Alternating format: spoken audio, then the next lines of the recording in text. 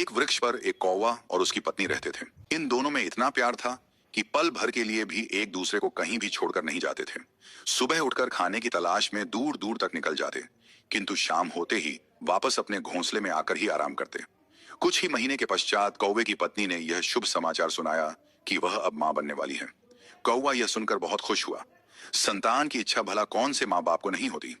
पत्नी ने जैसे ही अंडे दिए तो कौवा दिन रात उसकी रखवाली करने लगा। कुछ ही दिनों में उन अंडों से बच्चे निकल आए।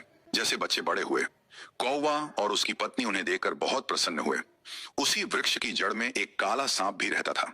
एक दिन दोनों पति पत्नी अपने बच्चों के लिए भोजन जुटाने गए हुए थे कि वृक्ष की जड़ से काला सांप निकल करके वृक्ष पर चढ़ गया और उन बच्चों को खा गया।